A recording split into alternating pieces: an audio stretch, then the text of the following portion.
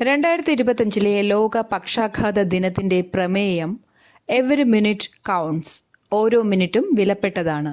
എല്ലാ വർഷവും ഒക്ടോബർ 29 ലോക പക്ഷാഘാത ദിനമായി ആചരിക്കുന്നു. വേൾഡ് സ്ട്രോക്ക് ഓർഗനൈസേഷന്റെ നേതൃത്വത്തിലാണ് ഈ ദിനാചരണം ആചരിക്കുന്നത്. കേന്ദ്ര സർക്കാർ രൂപീകരിച്ച 8ാം ശമ്പള കമ്മീഷന്റെ ചെയർപേഴ്സണായി നിയമിതയായത് ആരാണ്? ജസ്റ്റിസ് രഞ്ജന പ്രകാശ് ദേശായി. കമ്മീഷന്റെ ശുപാർശകൾ 2025 ജനുവരി 1 മുതൽ പ്രാബല്യത്തിൽ വരും. ജമ്മു കാശ്മീർ ഡീലിമിറ്റേഷൻ കമ്മീഷൻ, ഉത്തരാഖണ്ഡ് ഏകീകൃത സിവിൽ കോഡ് ഡ്രാഫ്റ്റിംഗ് കമ്മിറ്റി എന്നിവയുടെ അധ്യക്ഷയും ജസ്റ്റിസ് ദേശായി ആയിരുന്നു.